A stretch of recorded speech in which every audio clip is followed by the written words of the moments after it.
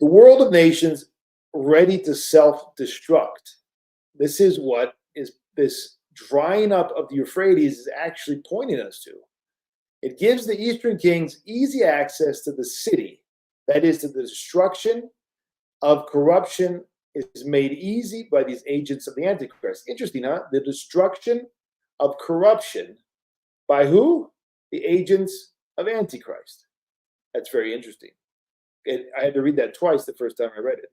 So it means that the Antichrist is operating, the spirit of Antichrist, the machinations and the agents of Antichrist are operating on both sides, as it were, of the aisle, the political, ideological aisle, right? And this is exactly what Father Seraphim Rose said 60 years ago in the 1950s in his thesis, which eventually became his survival course. He said that the various systems at the time, communism and capitalism, are going to give way. They're both really of the same spirit. They're both godless.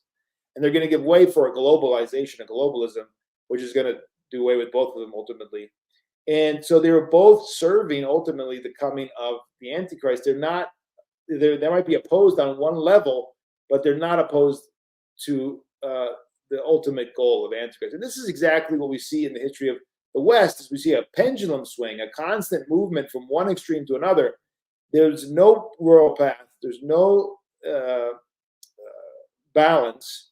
Everything is action and reaction, to the point where there's always two options given by the enemy, and both of them are his. And therefore, people are choosing, as they say, the least common, the least evil. Well, we have to choose between two evils, right? Well, actually, no, you don't. There's a third option you're not walking. That's the narrow, difficult path that nobody walks, but that's the path of salvation. And if you constantly allowing the debate or the question to be posited by the enemy, it's got to be either communism or fascism. It's got to be either capitalism or communism. It's got to either be left or right. And you see that it's very obvious today that the people who have a sense of truth and they're fighting back against the status quo, they're not following either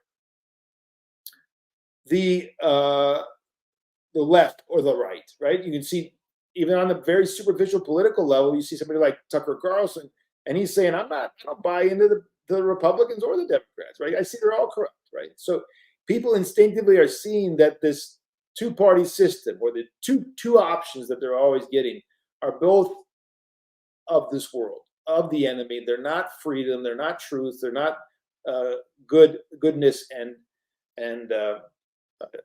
beauty, right? They're of the enemy. And so that a lot of people during the COVID insanity woke up and they said, wait a minute, this is not an ideological warfare.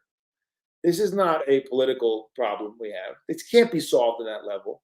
This is a deep spiritual crisis, deep spiritual insanity that's going on. We've got to get out of this paradigm. And this is what the elder is saying here, that there's going to be a massive world war.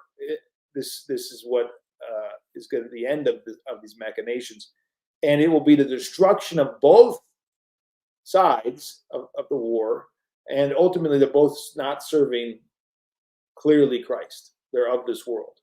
And that's very hard for some people. They want to have some ally in this world. They want to feel like, no, there is an authentic force in the world that is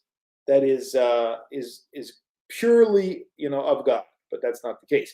Now, do they come and go? Have we seen them? Yes. We're talking about at the end of the world. Right? We're talking about when we reach Armageddon. Right. So this does not rule out, smaller temporary attempts or islands of sanity.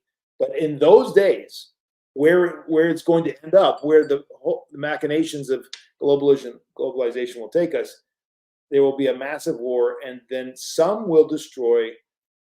There'll be agents of Antichrist, and they'll be destroying corruption of the other side of the coin, as it were. Thus, we have a world of nations ready to self-destruct.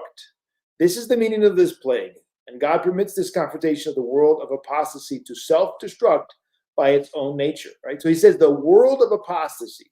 So all of it is an apostasy, both sides in this war. This godless and rebellious world will turn against itself and annihilate itself as it becomes more obvious to us day by day. Our civilization is essentially a Babylonian civilization. Did you think of that? Did you think America, Babylonian civilization, Europe, Babylonian civilization, all of the nations today, all the nations around the world, they're essentially Babylonian. Did you think that? Or is this a new thing for you? I'm just curious. I wish we had leave it in the comments or leave it in the poll that we're getting. I'd like to see your feedback more.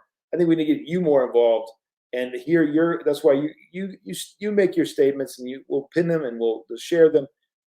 Did you realize, or is anybody here tonight say, oh my gosh, I never thought about my civilization as a total Babylonian civilization?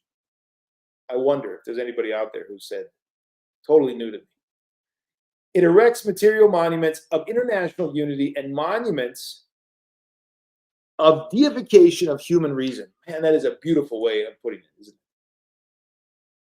Monuments of international unity, not in God, not of Christ, right? So that's we're essentially, worshiping at the Tower of Babel. It's all about this world of unity and what the Antichrist will promise and what he's promising. And then monuments of deification of human reason. I mean, that is exactly what this world is all about. It's like worships rationalism, worships the human reason. It deifies it. It says man is the greatest, the top, the end. There is nothing greater, right? And does not recognize the nous, the spirit, the heart, does not recognize the spirit of God and the revelation of God. And so that is definitely a Babylonian civilization, if there ever was one.